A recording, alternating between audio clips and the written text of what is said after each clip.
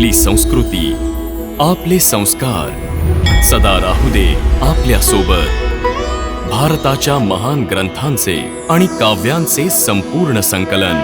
Subscribe करा तिलक.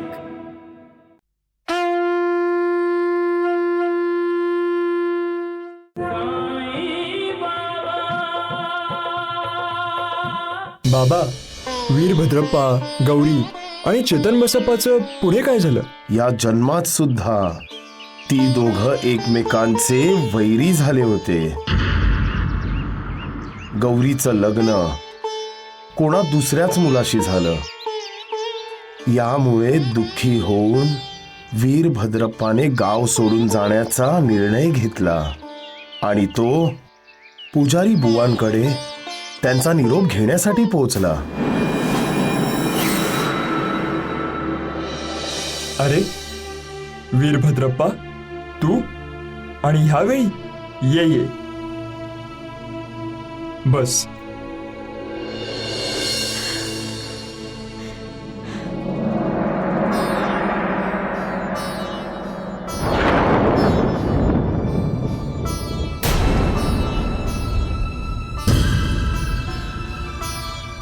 हे काय बेटा? मी गाव सोडून चाललोय म्हणून तुमचं आजपर्यंतचं घराचं भाडं आणि ही चावी आहे.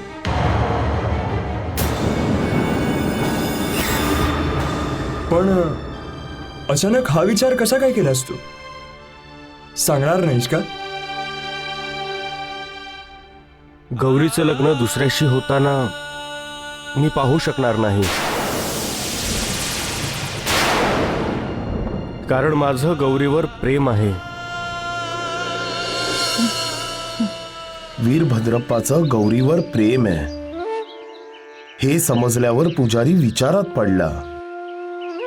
हे त्याच्या लक्षात आलं नाही की वीरभद्रप्पाने खूप विचारपूर्वक ही खेळी चाल खेळली आहे. पुजारी आणि गौरी या दोघांसमोर ही गोष्ट बोलून वीरभद्रप्पाने चेतन बसप्पावर मात केली होती. पुजाऱ्याने ताबडतोब चावी वीरभद्रप्पाला दिली आणि म्हणाला, हे पहा वीरभद्रप्पा, घाईघाईत कुठलाही निर्णय घेऊ नये.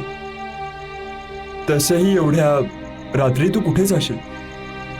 ही घे घराची चावी आणि घरी जाऊन झोप. सकाळी बोलूया.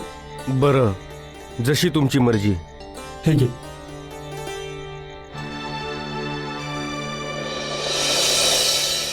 वीरभद्रप्पाने जसा विचार केला होता तसंच घडत होतं. वीरभद्रप्पा चावी घेऊन निघून गेला. गौरी बेटी. काय बाबा?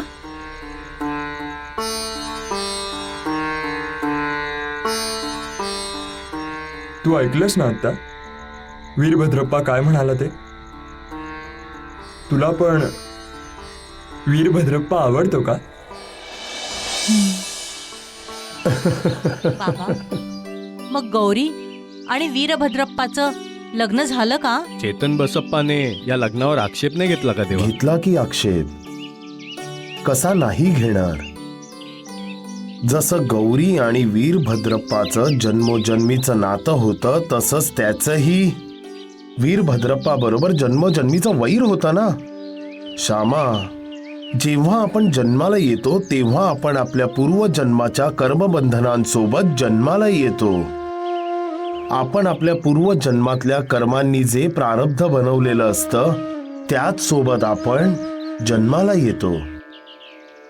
आपण आपल्या सोबत पूर्वजन्मातली श्रीमंती किंवा गरिबी नाही आणत. आणतो ते फक्त आपण गोळा केलेले आशीर्वाद किंवा शाप,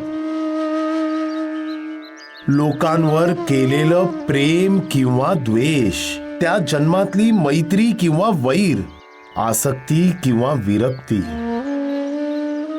आपला प्रत्येक जन्म एका पुस्तकासारखा असतो. जसे आपण वाचत वाचत एक एक पान उलटत पुढे जातो आणि पुढचं पान वाचतो, तसेच आपण एक एक जन्म घेत पुढे जात राहतो.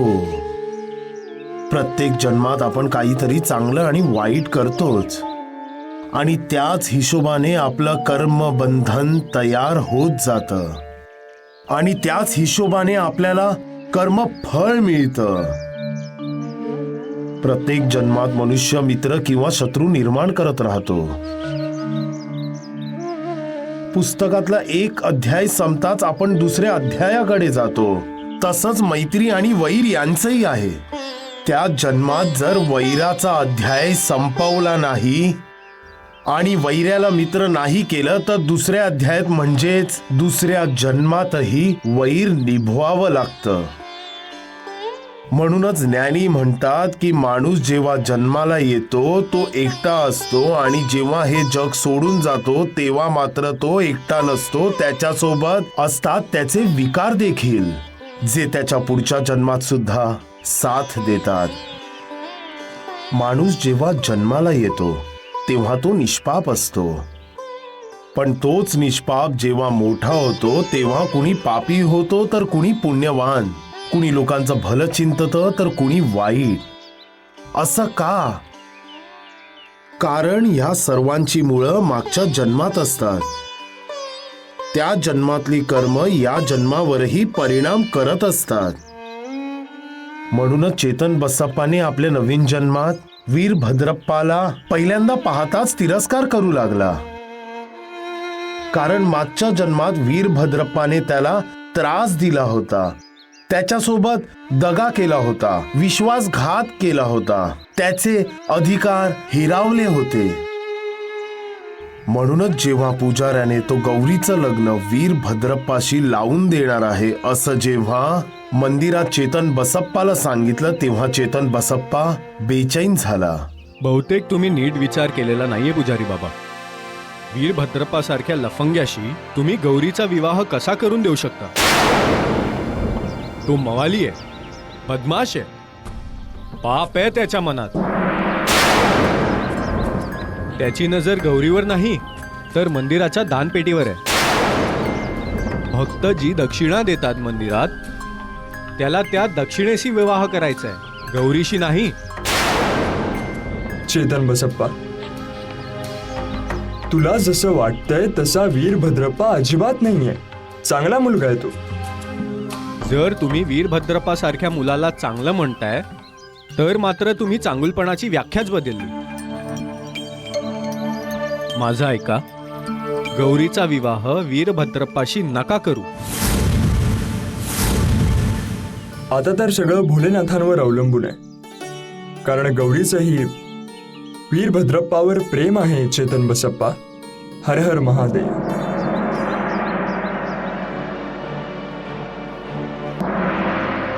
तू इथे मंदिरातली दक्षिणा मोजायला आलोय. मी लफंग आहे, मवाली आहे, बदमाश आहे. मला गौरीशी नाही तर मंदिरातल्या दक्षिणेशी लग्न करायचंय. लक्षात ठेव चेतन बसप्पा, जर तुझ्यामुळे मी माझा हेतू साध्य करू शकलो नाही तर मी तुला जिवंत नाही सोडणार. आणि तुझ्यासाठी हेच योग्य असेल की तू माझ्यापासून आणि माझ्या आयुष्यापासून दूर राहावंस.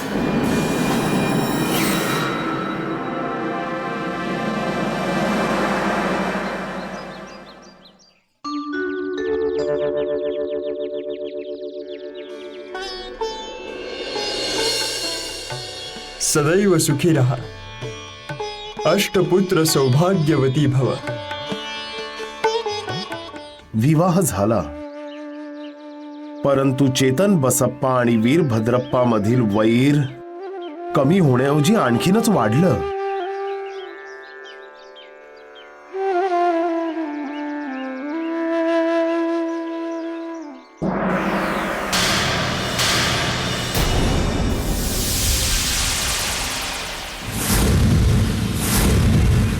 तुला दिसत नाहीये मी मंदिराची सफाई करतोय ते? हो दिसतंय की तू मंदिर स्वच्छ करतोयस ते. पैसे कुठे आहेत? कुठले पैसे? तेच जे भक्त देवाला अर्पण करतात, जे दक्षिणा म्हणून देतात. ही थाळी रिकामी कशी काय? थाळी सकाळपासूनच रिकामी आहे. आणि एवढंच वाटत असेल तर खिशातून पैसे काढ आणि भर ती थाळी. चेतन बसप्पा, माझ्या नावाचा जपच करायचा असेल तर मंदिराबाहेर जाऊन कर. मंदिरात फक्त शंकराच्या नावाचा जाप होतो. मला माहिती आहे की तू देवाचे पैसे चोरतोस. सर्वांना तुझ्यासारखा नको समजूस वीरभद्रप्पा. चोर तू आहेस, मी नाही. आणि तसंही मंदिराच्या पैशांशी तुला काय घेणं देणं? चेतन बसप्पा, मी मंदिराच्या पुजाऱ्यांचा जावई आहे. जावई पुजारी बाबांच्या घरी, इथे मंदिरात नाही. मंदिरात आलायस तर शंकराचं दर्शन घे आणि जा.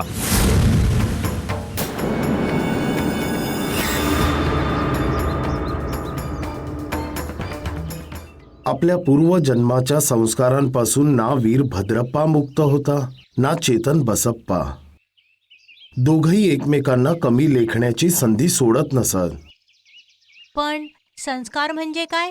संस्कार माणसाची प्रगती आहे, उन्नती आहे, माणसाच्या वागण्याचा आरसा आहे. म्हणजे माणसाला जी शिकवण दिली जाते तेच त्याचे संस्कार आहेत. म्हणजे जसं की आपल्या मोठ्यांचा, गुरूंचा, आई वडिलांचा आदर करणं, त्यांचा मान ठेवणं, त्यांची सेवा करणं, त्यांच्या आज्ञेचं पालन करणं हे आपले संस्कार आहेत. माणसाच्या वागण्यातूनच समजतं त्याचे संस्कार आणि त्याची संस्कृती. उपाशी तापाशी माणसाची तहान भूक भागवणं, निराधारांचा आधार होणं, अन्यायाविरुद्ध उभं राहणं, आंधळ्यांची काठी होणं, जनावरांवर सुद्धा माया करणं हे आपले संस्कार आहे, आपली संस्कृती आहे.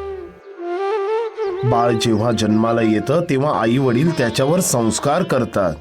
मग त्याला शिक्षण देऊन गुरुजी त्याच्यावर संस्कार करतात. आणि जेव्हा तेच मूल मोठा माणूस बनून आयुष्य जगू लागतो तेव्हा त्याचे अनुभव त्याच्यावर संस्कार करतात. संस्कार माणसाच्या माणुसकीचा पाया आहे.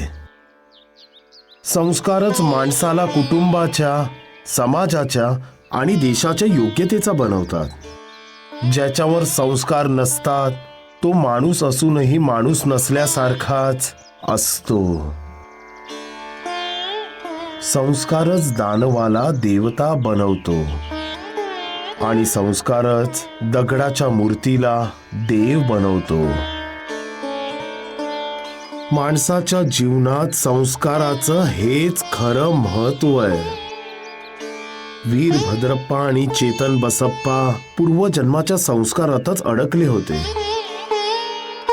म्हणून बाबा, अरे थांब. साई बाबा ए, वाचवा, साई बाबा वाचवा, धावतो साई कशाला? बाबा थांब. वाचवा, बाबा वाचवा, राक्षस मागे लागले. असं वाटतंय की धोंडू वैद्यबुवांना छळतोय. बाबा, साई बाबा वाचवा, बाबा, बाबा वाचवा, बाबा वाचवा. अरे धोंडू. बाबा, राक्षस मागे लागले. ए नालायका, तू मला राक्षस म्हणतोयस? हं? पळ इथून, पळ. बाबा, जीवाजी, या धोंडूला खेचून बाहेर आण. थांब जीवाजी, असं काय झालंय वैद्यबुवा? तुम्ही असं काठी घेऊन धोंडूच्या मागे? तू मध्ये मध्ये बोलू नको सगुण. अरे ह्या नालायकात नाहीये एकही गुण. पळ इथून, पळ. जेव्हा एखादं प्रकरण तुमच्या घरात असतं ना तेव्हा ते तुमचं असतं, पण आता हे प्रकरण बाहेर शिर्डीत आलंय. आता हे तुमचं खाजगी नाही राहिलं. अगं सखूबाई, तुला कोणी आमच्या मध्ये यायला सांगितलं? तुझं तोंड बंद ठेव आणि इथून निघून जा, समजलीस? वैद्यबुवा, सकूबाई कुठेही नाही जाणार. हिम्मत असेल तर मारा मला. श्यामा गुरुजी पण आहेत. अरे राम राम, जो आजपर्यंत त्याच्या विद्यार्थ्यांना सांभाळू नाही शकला तो काय सांभाळणार तुला? वाघ बनतोस का त्याला पण पाहून? असं केलंय तरी काय धोंडूने मी वैद्यबुवा? काही नाही केलं. मी माझ्या हाताने 4 लोकांचा स्वयंपाक केला होता. या जाड्या डोल्या द्वारकानाथने सगळं जेवण संपवून टाकलं आणि काही नाही उरलं. काय? 4 माणसांचं जेवण एकट्याने मी खाल्लं? फक्त एवढंच म्हणालो की द्वारकानाथजी, तुमच्याकडे संस्कार नाहीयेत तर काठी घेऊन मारायला लागलेत बाबा. हे चुकीचं आहे वैद्यबुवा. ए, तू गप्प आई. ए द्वारकानाथ, आता जर तू बाबांच्या विरुद्ध एकही शब्द बोललास ना तर मी तुला कायमचा गप्प करेन, समजलास? परंतु धोंडूच्या समस्येवर उपाय तर शोधावा लागेल ना. उपाय आता हाच आहे की द्वारकानाथनी स्वतःच्या हाताने स्वयंपाक करावा आणि जेवू घालावं. नाही नाही, ह्यापेक्षा तर ज्याने 4 माणसांचं जेवण संपवलंय त्याला 4 दिवस जेवायलाच देऊ नये. हो हेच बरोबर आहे. द्वारकानाथ, तुला संस्कारांची शिकवण घेण्यासाठी साईबाबांना शरण आलं पाहिजे, समजलास? होय द्वारकानाथजी, आपल्या घरी जेव्हा कोणी पाहुणा येतो तेव्हा आपण स्वतः उपाशी राहून पाहुण्याचा आदर तिथ्य करतो. ही आपली संस्कृती आहे, अतिथी धर्म आहे. जेव्हा आपण स्वयंपाक करतो तेव्हा एक भाग पक्ष्यांसाठी, एक भाग जनावरांसाठी, एक भाग अचानक येणाऱ्या पाहुण्यांसाठी किंवा उपाशी तापाशी लोकांसाठी ठेवतो. आपण घरी आलेल्या अतिथीला ना उपाशी हाती जायला देत, नाही रिकाम्या हाती, आणि ह्याची काळजी घेतो. कारण अतिथी देवो भव. आणि हे द्वारकानाथजी आपल्याच घरच्यांना उपाशी तापाशी रिकाम्या पोटी ठेवून स्वतःचं पोट भरतायत. खरोखर राक्षस आहात तुम्ही. ए हैदराबादी,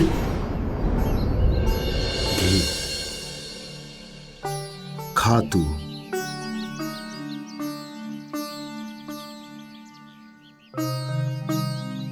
वैद्य बुवा, तुम्हीही उपाशीच आहात. यातला अर्ध तुम्ही खा. खाऊन घ्या ना वैद्य बुवा. चला वैद्य बुवा. अहो चला बाबा. वैद्य बुवा, वैद्य बुवा. यालाच ऋणानुबंध म्हणतात श्यामा. पूर्वजन्माचे संबंध. वैद्यबुवा आणि धोंडू एकमेकांशी भांडतात, एकमेकांवर नाराज होतात, एकमेकांवर रागवतात, परंतु एकमेकांसाठी जगतात.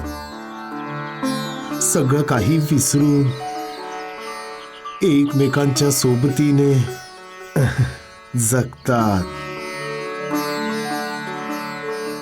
ह्यालाच ऋणानुबंध म्हणतात.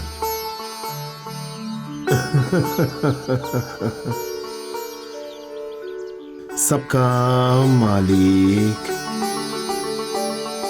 एक.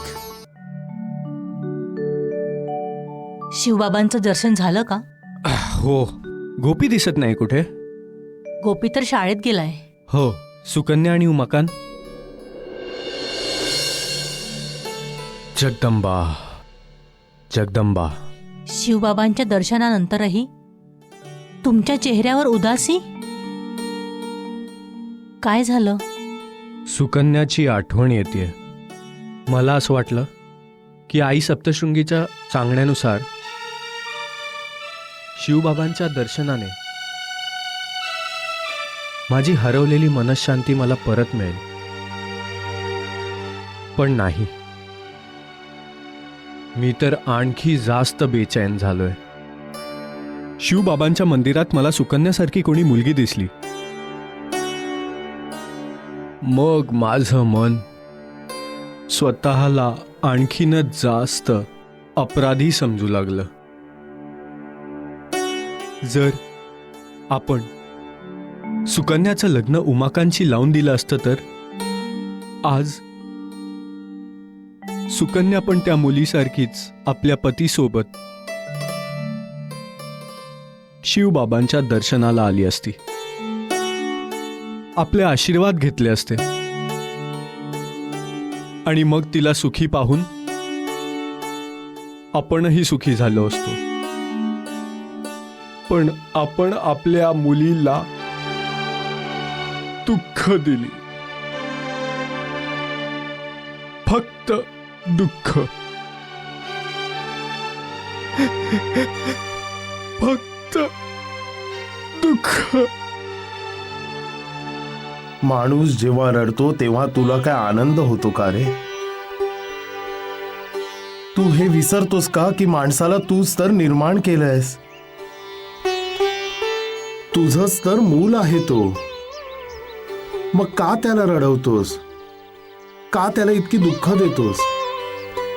तुला अशी भीती वाटते का की जर माणूस दुःखी झाला नाही तर त्याला सुखाची किंमत राहणार नाही? तुला असं म्हणायचंय की जर अश्रू वाहिले नाही तर माणसाला हसण्याचं महत्व कळणार नाही का? दया कर देवा, दया कर, कृपा कर. माणूस जर चूक करत असेल तर त्याला माफ कर देवा, माफ कर. आपल्या चुकीचा पश्चाताप करणाऱ्यांची मदत कर. आई वडिलांच्या डोळ्यात अश्रू चांगले दिसत नाहीत. ते त्यांच्या मुलांचे अश्रू पुसतात, पण त्यांचे अश्रू कोण पुसेल देवा? असा दिवस कधी येईल? कधी देवा, कधी? जेव्हा तुझ्या या जगातला प्रत्येक मनुष्य खुश असेल, सुखी असेल, हसत असेल, दुःख वेदनांचं कुठंच नामोनिशाण नसेल. कधी देवा, कधी? आणखी किती तपस्या करावी लागेल माणसाला? किती परीक्षा द्याव्या लागतील देवा? किती परीक्षा द्याव्या लागतील? सबका मालिक एक.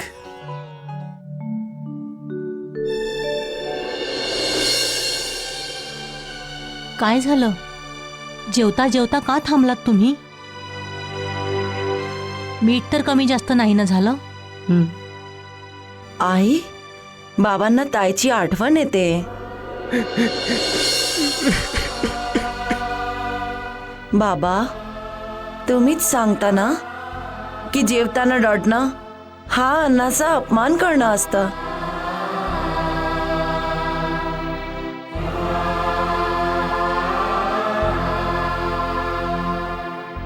ताई जिथं कुठेही असेल, छानच असेल बाबा. उमाकांत दादाचं ताईवर खूप प्रेम आहे. दुःखाचा वाडा पण नाही लागू द्यायचा तो ताईला. फक्त एकदा मला सुकन्याला पाहायची इच्छा आहे. फक्त एकदा.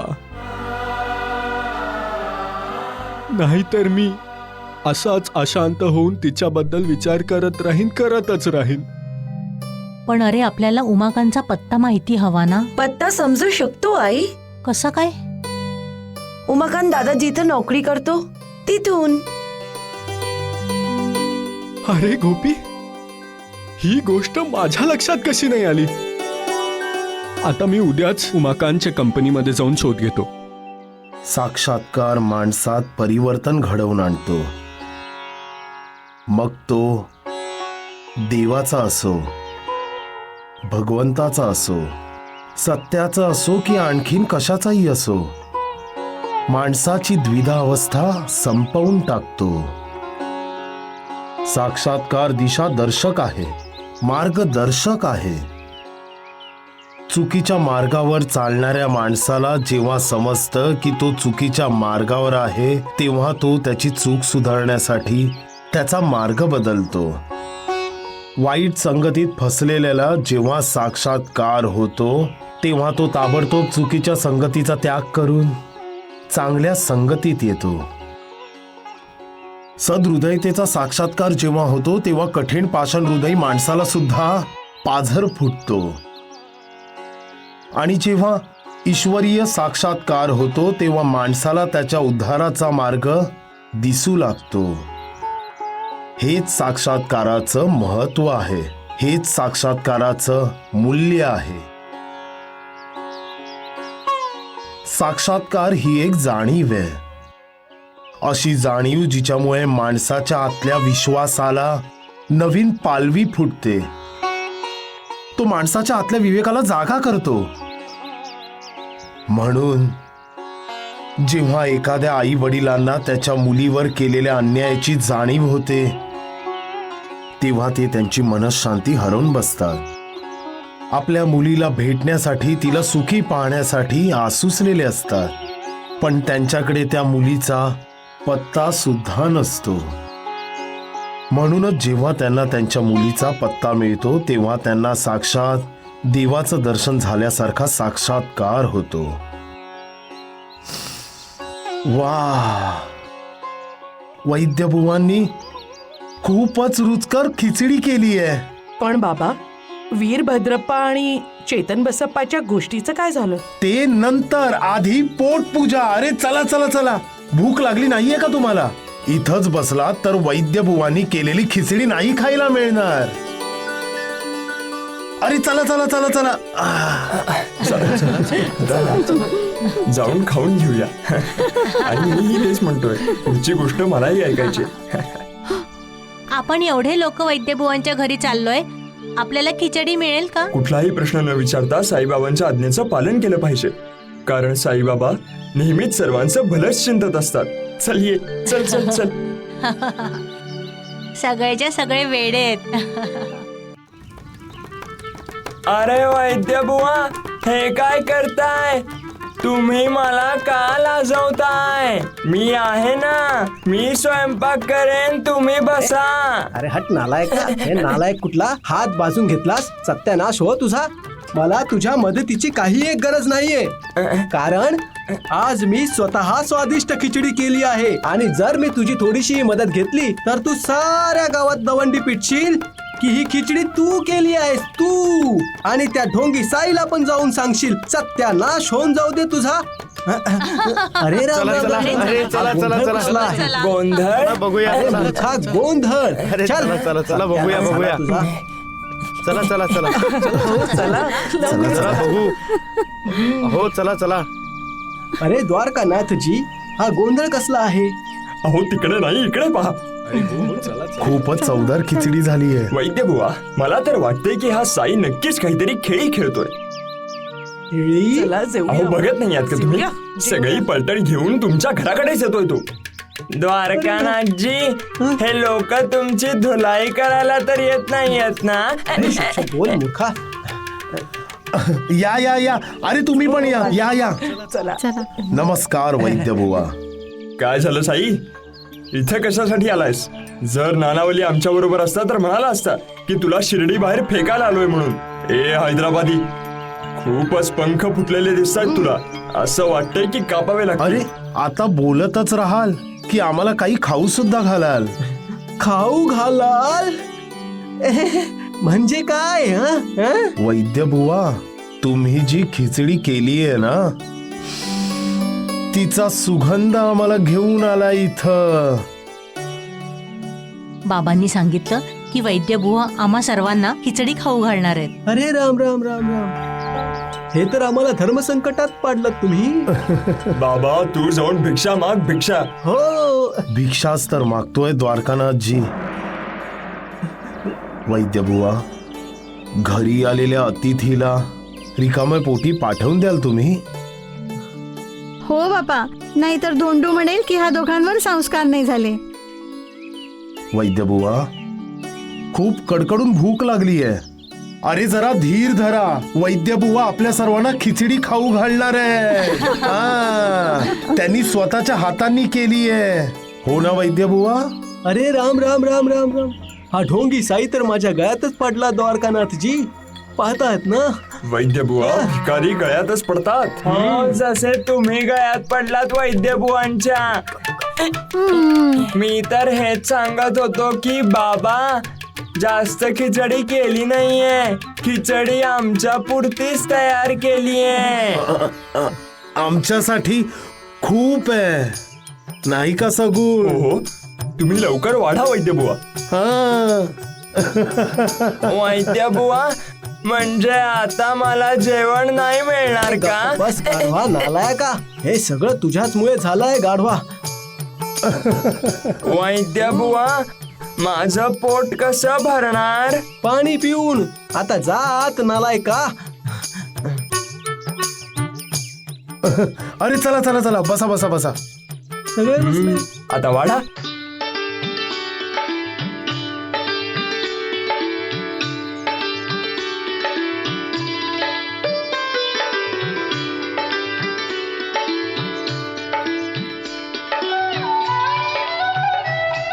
आहा, धोंडू.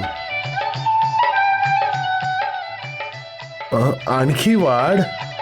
अरे राम राम, हा धोंडू वाढून वाढून सगळी खिचडी संपून टाकेल.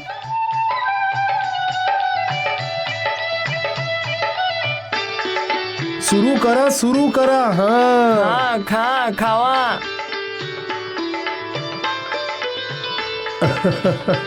लक्ष्मीची आई, सखुबाई, कशी झालीये खिचडी? स्वादिष्ट आहे बाबा. खूपच छान आहे बाबा. धोंडू, सखुबाईला आणखी खिचडी वाढ.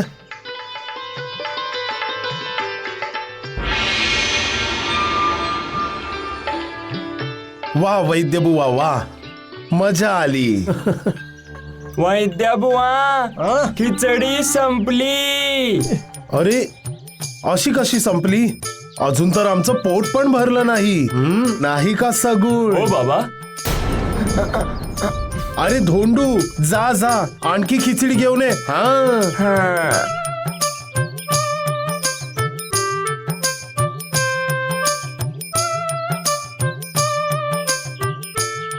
चांगली आहे. अरे राम राम, ह्या साईने तर नुसतं वैताग आणलाय. मी तर म्हणू पण शकत नाही की आता ह्यापेक्षा जास्त खिचडी नाही मिळणार. हे सगळं तुझ्यामुळे झालंय मूर्खा, समजलास? आता जा आणि बघ किती खिचडी उरली आहे ते, नाहीतर मला पुन्हा शिजवावी लागेल. अरे उभा का आहेस? जाऊन बघ, जा लवकर आवर. वैद्य बुवा, भांड तर रिकाम आहे. अरे राम राम राम, नालायका. आंधळ्या, पातेल्यात खिचडी आहे, जा लवकर जाऊन वाढ. जा. आता तर पातेला रिकामा होता. अरे मूर्खा, तुझं डोकं रिकामी आहे, काढून घे लवकर काढ. राम राम राम. अरे काय करतोयस तू? लवकर वाढ. बघ किती लोक वाट बघतायत ते, लवकर. हा, सगळ्यांना दे. खा, पोट भर खा.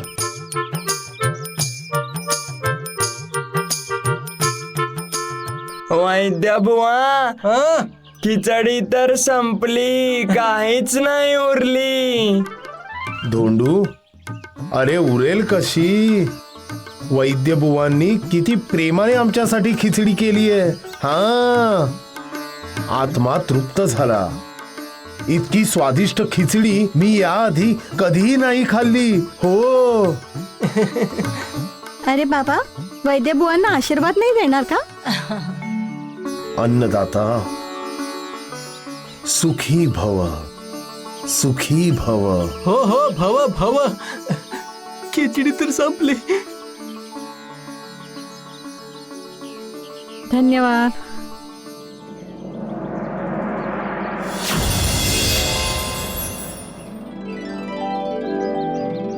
खिचडीचं पातेलं परत भरलं. जय साईनाथ. वैद्य बुवा. काय? ते रिकामा पातेलं खिचडीने परत भरलं. नक्कीच या साईने काहीतरी जादू केली असणार. वैद्य बुवा, ढोंगी तर तो आहेच. अरे लोकांनी पोट भरून खाल्लं तरी पातेलं भरलेलंच राहिलं. साई बाबा देव आहेत, अन्नदाता आहेत बाबा.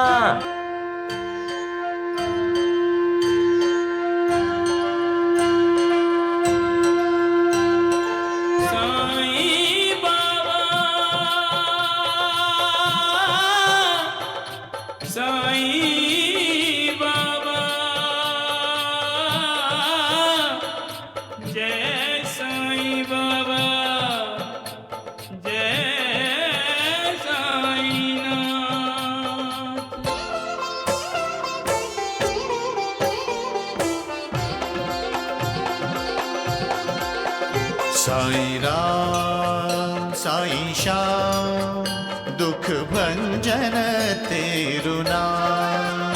साई राम साई श्याम, दुख भंजन तेरु नाम. हे साईनाथ तेरे आने से, हे साईनाथ तेरे आने से, हुआ धन्य ये धरती धाम धाम. साई राम साई श्याम, दुख भंजन तेरो नाम। साई राम साई श्याम दुख भंजन तेरो नाम। सुख धाम धन धाम साई राम साई श्याम गुण धाम यश धाम साई राम साई श्याम। ओ भक्त वत्सल दीन बंधु बाबा तुझे प्रणाम। साई बाबा तुझे प्रणाम। साई बाबा तुझे प्रणाम। किती भाग्यवान आहे ते बाळ की त्याला सकाळी सकाळी देवांचा आशीर्वाद मिळाला. गुरुजी सगळं काही खोटं आहे. हे साईबाबाही खोटे आहेत आणि त्यांचा आशीर्वाद पण खोटा आहे. कृष्णामाई, कपटी आणि ढोंगी आहेत हे साईबाबा. हा, तुम्ही अचानक असं विचित्र का बोलताय कृष्णामाई? अरे विचित्र तर तुम्ही आहात सगळेच्या सगळे. असे वेड्यासारखे कामधंदे सोडून ह्या बाबांच्या मागे धावताय. अरे तुम्ही लोकांनी तुमचे विचार आणि बुद्धी कुठेतरी गहाण ठेवलेत. गहाण. हा, म्हणूनच तुम्हाला या साईबाबांचा ढोंग समजत नाहीये. कृष्णामाई, आम्हाला साईबाबांच्या विरुद्ध एक शब्द पण ऐकायचा नाहीये. हो हो, कसं ऐकाल? का ऐकाल तुम्ही हे सगळं? तुम्ही सगळेजण बहिरे झाला आहात ना. हा कुणी देव किंवा स्वामी नाहीये. पातेलं पुन्हा खिचडीने भरलं काय? तुम्हाला तर विश्वास बसू लागला होता की साईबाबा देव आहे म्हणून, हो ना? पण तो देव नाहीये. परंतु कृष्णामाई, साईबाबा तर स्वतःच म्हणतात की ते देव नाहीयेत म्हणून. अगं तू का देवावर तुझा राग काढतेस कृष्णामाई? साईबाबा तर कधीही कुणाचं वाईट करत नाहीत. करत असतील तर फक्त भलंच करतात कृष्णामाई. हा, स्वतःच भलं करतो ढोंगी. सत्यवचन. पण तुम्ही साईबाबांवर का रागवलाय कृष्णामाई? नाराज का नको हो? हा सांग ना. हा साईबाबा स्वतःची आरती करून घेतो, स्तुती करून घेतो. ऐकलत का काय म्हणाली ते? मोठमोठी प्रवचनं करतो आणि मोठमोठ्या गोष्टी बोलतो. कारण आपण सगळे शिर्डीवाले ह्याला देव मानतो. देव. हा, अरे देवा काहीच म्हणत नाहीत. ते तर आमची ह्यांच्यावर श्रद्धा आहे. आम्हीच यांना आमचा देव मानतो. समजलीस? हा, मानता ना तुम्ही यांना देव? मानता ना? तर मग मला सांगा गुरुजी, की जिथं देवाचा निवास असतो तिथं सगळं कुशल मंगल असायला हवं ना. मग इथं असं अमंगल का आहे? का शिर्डीत इतके आजार पसरले? का माझ्या मुलाला अर्धांग वायू झालाय? का सांगा ना. चांगला होता माझा मुलगा आतापर्यंत, अचानक लुळा झाला. अरे आता तर त्याचं लग्न होणार होतं. लग्न ठरलं होतं त्याचं. आता कोण करेल माझ्या मुलाशी लग्न? कोण देईल आता त्याला मुलगी? आणि हे सगळं तुमच्यामुळे झालंय साईबाबा. हो, तुमच्यामुळे.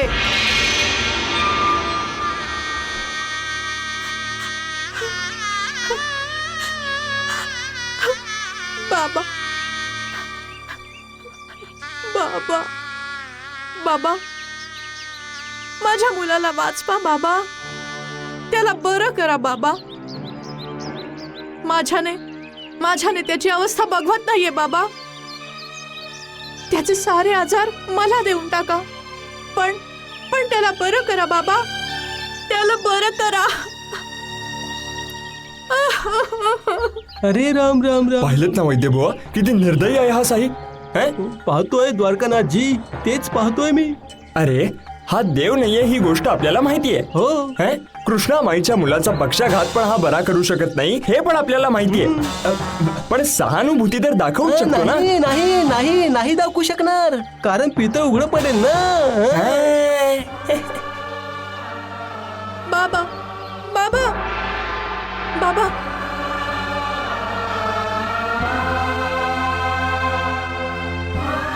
बाबा.